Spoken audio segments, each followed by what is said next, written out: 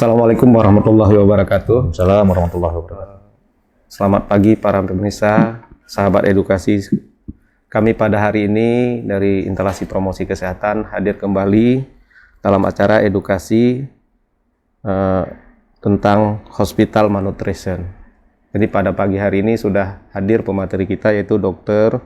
Iflan Noval MSCIH SPGK. Beliau adalah salah satu spesialis gizi klinik pada Rumah Sakit Dr. Zainal Abidin. Baik, kita sapa dokter kita. Assalamualaikum dokter. Assalamualaikum warahmatullahi wabarakatuh. Bagaimana keadaannya dok? Sehat? Alhamdulillah sehat. Pak Parman gimana, sehat? Alhamdulillah dokter. Baik, para pemirsa, kita hari ini akan berbincang tentang malnutrition hospital atau hospital malnutrition, suatu keadaan gizi daripada pasien yang dirawat di rumah sakit. Mungkin nanti lebih jelasnya kita langsung berbincang-bincang dengan dokter kita. Baik, perbincangan kita mulai ya dokter. Baik. Mungkin pada pemirsa belum begitu tahu dengan istilah hospital malnutrition. Mungkin nanti ke depannya ini kita akan berbincang-bincang, akan mengetahui lebih lanjut tentang apa itu hospital malnutrition. Baik dokter, mungkin untuk lebih jelasnya para pemirsa juga lagi menunggu ini. Baik. Apa itu tentang hospital malnutrition dokter? Ya, terima kasih Pak Parman yang saya hormati dan saya sayangi para pemirsa di rumah. Ya, terkait dengan hospital malnutrition ini adalah istilah yang sebenarnya sudah lama Pak Parman, tapi kadang-kadang terabaikan. Ya, di banyak rumah sakit ini tidak menjadi prioritas. Padahal hospital malnutrition itu sangat bisa dideteksi pada saat pasien itu masuk di IGD atau di poliklinik. Ya. Banyak tools yang kita bisa pakai ya seperti MST, Malnutrition Screening Tools, ya, kemudian MUST, dan kemudian SGA Subjective Global Assessment, dan semua tools ini dinilai untuk mengetahui apakah pasien ini berisiko malnutrisi atau pasien ini sudah dalam keadaan malnutrisi. Ya, tentu dengan panel-panel pengukuran antropometri seperti pengukuran tinggi badan, berat badan, ya, kemudian lingkar lengan atas, ya, kemudian kita juga melihat apakah perjalanan penyakitnya itu mengganggu fungsi kinerja dari saluran cerna misalnya, ya, kemudian statusnya apakah dia mengalami hipermetabolik atau katabolik, ya. Katabolik itu artinya pemecahan otot-otot, ya, untuk sebagai sumber dari protein dari pasien tersebut dikarenakan dia kurang asupan selama proses perjalanan penyakitnya. Nah, penelitian kami pribadi itu bahwa di salah satu rumah sakit di Indonesia ini menyatakan bahwa resiko pasien itu masuk dalam keadaan malnutrisi itu 67%, ya, tepatnya 67,7%. Artinya sangat tinggi sekali. Itu adalah rumah sakit yang sudah maju, ya, kemudian JCI-nya juga sudah kategori yang prima, ya, dan ini menjadi perhatian kita bahwa ini tidak bisa diabaikan. Karena apa? Karena dengan pasien mengalami malnutrisi pada saat dia masuk, ya, kemudian juga dia mengalami malnutrisi tambahan iatrogenik. Iatrogenik itu karena sistem, ya, karena sistem rumah sakit kita belum mengakomodir kebutuhan akan nutrisi pada pasien. Yang mana seperti contohnya gampang, ya, pasien tidak dikawal asupannya, ya. Tugas tupoksinya dari nakes kita yang di situ hanya memberikan obat, sedangkan sering mengabaikan asupan makanan pasien. Dan ini hal yang sangat berkaitan, ya. Obat-obatan yang diberikan kepada pasien itu tidak akan bekerja dengan optimal apabila tidak disertai dengan gizi yang baik untuk pasien, ya. Banyak cara kan, nanti ada terapi dari tim gizi, termasuk di dalamnya adalah dokter spesialis gizi klinik yang menilai bahwa si pasien ini sanggup tidak memberikan menghabiskan makanan melalui oral, jalur normal, ya, mulut, ya. Atau kalau tidak sanggup, nanti kita akan mempertimbangkan apakah pemasangan selang hidung, kemudian apakah pemberian parenteral, makanan melalui infus, dan lain sebagainya. Dan ini bertujuan untuk memperbaiki status gizi pasien selama rawatan di rumah sakit. Nah, kalau ini tidak terperbaiki dengan baik, maka yang akan menderita kerugian tidak hanya pasien, ya. Pasien akan mengalami masa penyembuhan yang lebih lama. Ya. Kemudian wound healing, penutupan luka pada pasien-pasien bedah itu lebih lama. Kemudian menjadi sindroma malabsorpsi atau tidak mampu menyerap zat-zat makanan, diare, ya, kemudian terinfeksi nosokomial, dan ini membuat length of stay atau masa rawatan pasien di rumah sakit menjadi lebih lama. Impact-nya terhadap cost, ya, atau biaya yang harus ditanggung oleh rumah sakit. Ya, harusnya kalau gizinya diperbaiki sejak awal, pasien tuh hanya length of stay-nya atau masa rawatnya 4 hari, gara-gara tidak memperhatikan gizinya menjadi 2 kali lipat. Nah, beberapa penelitian ini membengkak biaya rawatan rumah sakit sampai 3,5 kali, ya, dibandingkan dengan kita memperhatikan gizi pasien. Oleh karena itu, ini menjadi isu yang sangat penting, apalagi di era BPJS sekarang, ya, di era sistem jaminan kesehatan nasional, kita harus rumah sakit harus melayani pasien dengan seoptimal mungkin dan seefisien mungkin. Baik dokter, mungkin terkait dengan malnutrition pada pasien tadi, ini yang kita bicarakan kan pasien yang sudah dirawat dokter, ya. Ya. Jadi tadi ada penjelasan dari dokter bahwa mengatakan bahwa untuk memperpanjang masa rawatan itu kita bicarakan hanya pada kerugian rumah sakit. Sedangkan untuk pasien sendiri juga mungkin ada juga kerugiannya. Ada impactnya, ada kerugiannya. Yang pertama masa rawatan lebih panjang, kemudian penyembuhan lebih lama. Yeah. Kemudian tentu dengan masa rawatan lebih banyak akan mengganggu tatanan sosial ekonomi di keluarga pasien, ya, di mana keluarganya akan menunggui pasien lebih lama. Kemudian sumber daya ekonominya dipakai untuk menjaga pasien, ya, minimal untuk orang jagalah. Ada kos-kos posko-posko dana yang harusnya bisa di switch ke tempat lain atau bisa dipakai ke tempat kebutuhan rumah tangga lain, akhirnya terpakai semua kemari. Nah, dan ini harus dipikirkan oleh kita bersama, ya. Artinya merawat pasien sejak awal itu memang harus terlibat, dari tim gizi kliniknya harus terlibat, ya, supaya ini memberikan manfaat kepada pasien dan juga kepada rumah sakit. Baik dokter, mungkin para pemirsa juga mendengarkan penjelasan dari dokter kita bahwa malnutrition atau gizi pasien itu perlu diperhatikan sejak pasien itu masuk dirawat di rumah sakit. Namun mungkin apakah bisa dokter nih pasien sendiri apabila dia tidak mendapat mungkin edukasi tentang gizinya, dia bisa meminta kepada petugas kesehatan untuk dapat bertemu Bisa. dengan dokter gizi klinik? Sangat bisa, dan itu adalah hak pasien. Ya. Hak pasien untuk bisa mendapatkan pengarahan, ya, mendapatkan konsultasi yang komprehensif, ya, tidak hanya dari dokter penanggung jawab utama, juga tapi adalah kepada tim gizi, dalam hal ini dokter spesialis gizi klinik, ya. Nanti kita juga menilai apakah pasien ini mengalami gangguan depresi karena penyakitnya. Nanti kita bisa bekerja sama dengan teman-teman dari psikiater, ya, dokter spesialis jiwanya, dan ini sangat berkait satu sama lainnya, ya. Jadi kita menginginkan pada saat pasien itu diputuskan pulang, ya, kemudian sudah selesai masa rawatan di Rumah Sakit Umum Zainal Abidin kita, itu pasien tidak dalam keadaan malnutrisi atau setidaknya resikonya sudah berturun jauh. Ya, kenapa? Karena apabila kita pulangkan pasien dalam keadaan malnutrisi, itu dia potensi kembali lagi dirawat atau readmisinya itu sangat tinggi, dan itu cost-nya bisa membengkak sampai 4 kali. Ya. Baik dokter, mungkin menarik nih kita berbicara tentang gizi. Ini ada kaitannya dengan penyembuhan juga dokter. Betul. Mungkin pasien selama dirawat di rumah sakit itu sering kita dengar pada masyarakat awam itu dengan memakan makanan yang diberikan atau susu yang diberikan oleh rumah sakit itu kurang selera dia. Ya. Itu apakah benar dokter? Apakah ada kaitannya dengan dengan penyakitnya gitu dokter? Setiap perjalanan penyakit pasien itu akan mengalami inflamasi atau peradangan, dan radang ini di dalam tubuh, ya, itu akan membuat nafsu makannya menurun, ya. Nah, terkadang keluarga pasien itu lupa bahwa makanan yang diberikan rumah sakit itu bagian dari pengobatan, ya, sehingga sering kami temui pasien dan keluarga pasien itu mengkonsumsi makanan dari luar. Yang pertama, belum tentu sesuai dengan kebutuhannya, bisa berlebih atau bisa kurang kalau makanan dari luar rumah sakit, ya.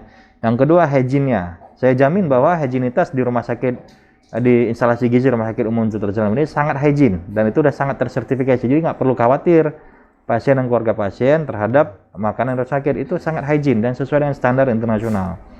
Ya.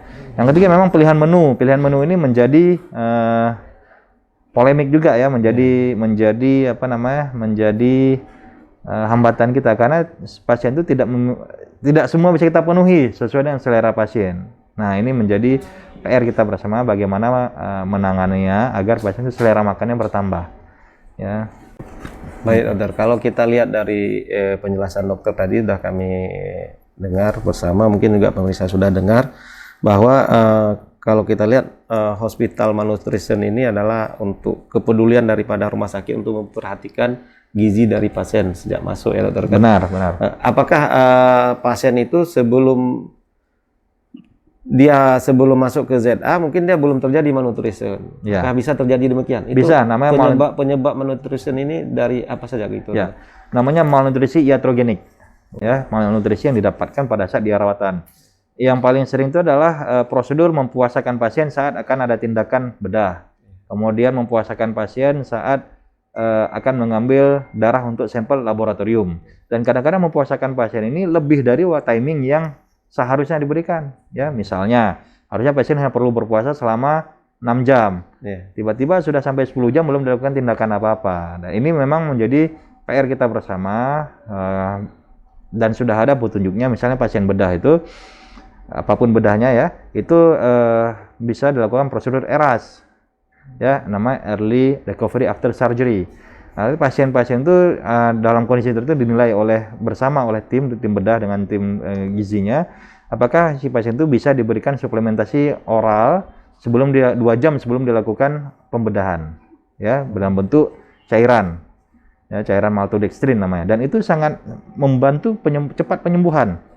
Ya, kemudian membuat dia tuh tidak mengalami resistensi insulin pasca pembedahan, artinya gula darah itu terkendali. Nah, ini coba kita mulai terapkan bersama-sama, tentu dengan satu persepsi dengan teman-teman bedah, ya, teman-teman anestesi, supaya tidak membuat prolong fasting, ya, berpuasa yang berkepanjangan pada pasien yang akan melakukan tindakan. Kemudian yang kedua terkait dengan ada beberapa pasien itu tidak mampu dan tidak mempunyai keluarga yang mampu mengasis atau membantu dia dalam menghabiskan makanan, ya.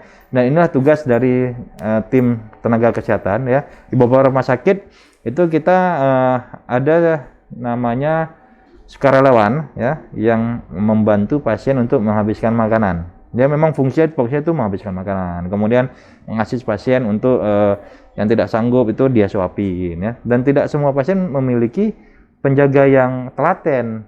Nah, ini mungkin menjadi PR kita bersama agar pasien tidak mengalami malnutrisi iatrogenik selama dirawat RSUD ZA. Nah, kalau udah malnutrisi iatrogenik itu artinya yang memiliki kekurangan itu dari pihak kita. Ada pihak itu Rumah Sakit Zainal Abidin, ya. Dan juga ada kontribusi pasien, artinya tidak mematuhi, ya, anjuran gizi yang dianjurkan oleh dokter spesialis gizi klinik selama dirawat di Zainal Abidin. Ya, artinya loss saja dia, keluarganya membelikan jajan, kemudian setelah jajan kain hygiene yang tidak terjaga di luar, diare. Pasien diare, dan diare ini memperpanjang masa rawatan dan pasien juga bisa mengalami malnutrisi. Seperti ini Pak Parman yang menjadi PR kita bersama, tidak hanya di rumah sakit, juga butuh pemahaman dari pasien dan keluarganya yang merawat. Baik dokter, mungkin dari edukasi yang kita sampaikan pada hari ini mungkin masyarakat udah lebih tahu. Mungkin boleh nggak masyarakat itu hak, misalnya tadi dokter sudah menjelaskan bahwa malnutrisi itu bisa terjadi karena kepanjangan berpuasa, karena dia menunggu operasi, kemudian dia untuk pemeriksaan lab, kelebihan dia berpuasa dalam itu bisa nggak ada hak daripada pasien atau keluarganya menyampaikan kepada petugas layanan bahwa dia puasanya sudah ini, kenapa? Sangat berhak pasien dan keluarga pasien untuk menyampaikan keluhan terkait prolong fasting. Ya, dan ini kita sebagai nakes yang bekerja di RSUD ZA tidak boleh abai terhadap keluhan pasien. Kita harus menindaklanjuti seperti apa yang harus dilakukan. Ya, jadi kalau pasien udah lama, saya pernah menemukan pasien dipuasakan sampai 12 jam. Nah, dan ini sangat tidak ideal menurut banyak buku, ya, menurut sumber referensi itu sangat tidak dianjurkan untuk prolong fasting kecuali ada indikasi khusus. Baik, para pemirsa, mungkin pengetahuan yang kita dapat hari ini mungkin lebih menarik sekali ini tentang malnutrisi, bahwa malnutrisi ini bisa terjadi juga karena bisa terjadi pada saat pasien di rumah sakit. Jadi juga kami sampaikan kepada pemirsa, jadi apabila dirawat di rumah sakit juga bisa mendapatkan hak untuk mengingatkan petugas pelayanan apabila terjadi hal-hal yang seperti yang disebutkan oleh pemateri kita atau dokter kita tadi. Jadi seseorang itu bisa mengetahui dia mengalami malnutrisi itu tanda-tandanya gimana, Dok? Ya, berdasarkan hasil penilaian tools yang kita miliki. Kalau di Rumah Sakit Zainal Abidin ini ada namanya toolsnya malnutrisi screening tool. Ya, jadi itu dinilai oleh perawat ya pada saat dia masuk di IGD dan juga di ruangan. Kemudian kalau dia ada scoring tuh Pak Parman ya. Kalau skor lebih dari sama dengan 2 itu artinya sudah berisiko malnutrisi, dan ini beberapa buku mewajibkan untuk dirawat oleh dokter spesialis gizi kliniknya. Ya, jadi ini yang kita coba benahi bersama. Tenaga kami di RSUZA tenaga gizi klinik itu masih 4 orang. Mudah-mudahan kalau sudah 5-6 orang kita mampu untuk melakukan pelayanan gizi klinik secara komprehensif kepada pasien-pasien yang membutuhkan. Berarti secara langsung misalnya pasiennya tidak bisa, tapi harus melalui tool dan pemeriksaan yang dilakukan oleh paling gampang nanti kita lihat itu adalah pasiennya, misalnya pasien terinfeksi dengan tuberkulosis atau pasien dengan keganasan atau kanker. Nah, itu paling gampang kita lihat itu otot-ototnya sudah mulai mengecil, makin kurus. Kita lihat di di otot dadanya tuh sudah mulai nampak tulang-tulangnya seperti tuts piano. Ya, itu berarti udah malnutrisi itu secara gamblang, secara kasat mata. Nanti sisanya itu adalah tugasnya dari nakes untuk menilai lebih dalam. Baik. Mungkin baik para pemirsa, kita berbincang-bincang lagi, kita lanjutkan dengan dokter kita bahwa sebelum kita dirawat di rumah sakit, dokter, apakah bisa kita mencegah supaya tidak terjadi malnutrisi gitu? Sangat bisa. Ya. Nah, ini juga kaitannya terhadap pasien yang sudah dipulangkan. Ya, kita selalu mengedukasi pasien agar pertama jangan kurang minum, harus terpenuhi kebutuhan. Tentu ini pasien-pasien tanpa ada gangguan ginjal, tanpa ada pembatasan minum dan lain sebagainya ya. Kemudian jangan banyak pantang, kecuali dia pantangnya terhadap makanan-makanan dia alergi. Ya, misal makan ikan dia alergi, makan ayam dia alergi, itu tentu pantang ya. Tapi kalau tidak ada apa, jangan pantang makanan. Yang ketiga, cukup tidur. Ya, yang keempat, early movement, harus bergerak pasiennya. Ya, jadi kadang-kadang kalau kita lihat pasien ini pulang ke kampung halamannya atau ke ini, banyak sekali faktor lingkungan yang mempengaruhi. Ya, artinya lingkungan dari sekitarnya ya, yang mempengaruhi. Misalnya jangan banyak minum, nanti lukanya berair. Padahal tidak ada hubungannya sama sekali. Justru dengan banyak minum dia lukanya akan lebih cepat mengering. Ya, jangan makan makanan tertentu, nanti lukanya benyek atau lukanya nggak kering. Justru kebalikan, justru kita butuh makanan-makanan tersebut untuk sebagai sumber protein, sumber mikronutrien ya, yang membantu penyembuhan kepada pasien. Kemudian jangan banyak bergerak. Ya, justru kebalikannya, justru dengan kita bergerak sesuai dengan kondisi pasien, dia akan mempercepat penyembuhan. Nah, yang hal seperti ini yang menjadi kontroversi di masyarakat. Ya, rumah sakit sering bilang, orang rumah sakit bilang boleh kok, tapi begitu sampai kampung tidak boleh. Nah, yang dipahami, yang dilakukan pasien yang tidak boleh ini, justru kemudian dia balik lagi dengan kondisi sudah memberat. Ya, karena terlalu banyak pantang, akhirnya Wunderhausen, lukanya habis operasi tidak menyambung. Padahal dokter bedahnya sudah menjahit dengan sangat bagus, karena gizian di rumah sakit selama di rumah tidak tertangani dengan baik, terlalu banyak pantang, akhirnya lukanya tidak nyambung. Nah, ini lagi-lagi kembali kepada masa penyembuhan lebih lama, kemudian cost-nya juga lebih tinggi ya. Kemudian sumber daya keluarganya pasien juga terkuras gara-gara hal yang seperti ini. Harusnya bisa dicegah nih Pak Parman. Bisa dicegah dengan edukasi yang baik, kemudian meyakinkan pasien bahwa harus mendengar dari pesannya rumah sakit. Ya, lagi-lagi kultur kita mengatakan bahwa ada beberapa tokoh masyarakat yang habanya tuh, kabarnya tuh beritanya harus didengar dan dilakukan oleh keluarga pasien. Nah, ini yang menginterupsi dari terapi kita di rumah. Ya, mungkin juga di masyarakat itu masih ada hal yang dianu itu dokter, misalnya pantang tadi mungkin. Ya, Kalau benar. penyakit ini nggak boleh makan ini, Benar, makan ini, benar. sehingga terjadilah malnutrisi ya dokter. Benar. Baik dokter, mungkin sekilas dokter ini sebelum kita mengakhiri, mungkin dokter bisa memberikan gambaran tentang hospital malnutrisi pada RSUD ZZA dokter. Ya. Mungkin apakah sudah ini jalan dengan baik atau Ya. kita bisa menawarkan kepada masyarakat sehingga masyarakat ini bisa Yakin. langsung berkonsultasi dengan Ya. gizi klinik kita. Ya, untuk penanganan hospital malnutrisi di Rumah Sakit Umum Zainal Abidin, kita sudah membentuk tim gizi kliniknya, ya, terdiri dari 4 orang dokter, spesialis gizi klinik, dan juga bekerja sama dengan dokter-dokter yang melakukan pelayanan utama di sini, ya, ada dokter penyakit dalam, dokter bedah, dokter obgyn, ya, kemudian dan dokter lainnya. Dan ini kita sudah satu visi, satu pemahaman bahwa pasien-pasien malnutrisi itu wajib ditangani oleh tim, ya, tim yang kami sebutkan tadi. Dan ini adalah usaha ikhtiar kita agar pasien-pasien itu mendapatkan pelayanan yang komprehensif dan prima optimal. Ya, kita juga sudah membuka poliklinik gizi. Ya, gizi klinik ini setiap hari ada jadwalnya, dan pasien-pasien kalau seandainya merasa membutuhkan silahkan datang. Tidak hanya pasien hospital malnutrisi, cuma pasien obesitas. Ya, pasien obesitas juga bisa berkonsultasi dengan dokter spesialis, dan juga pasien diabetes mellitus juga bisa berkonsultasi terhadap pola makan seperti apa dan lain sebagainya. Dan saya harapkan kepada pasien dan keluarga pasien sekalian menyampaikan bahwa layanan gizi klinik kita sudah berdiri sejak tahun 2019, ya. Tentu ini kita akan mengembangkan layanan terus untuk kemaslahatan semua, ya, terutama kepada pasien agar tidak lagi bolak-balik masuk rumah sakit karena problem utama adalah malnutrisi. Baik, terima kasih dokter. Terima kasih Pak Mungkin Parman. para pemirsa, pendengar sekalian, sahabat edukasi, pada hari ini kita sudah mendapat materi bincang-bincang kita tentang hospital malnutrisi. Mungkin nanti kita ketemu lagi di materi yang lain dengan dokter Iflan, yaitu tentang masalah gizi juga. Ya. Baik para pemirsa, demikian kami dari Instalasi Promosi Kesehatan Rumah Sakit Dr. Zainal Abidin pamit undur. Salam sehat, salam edukasi. Assalamualaikum warahmatullahi wabarakatuh.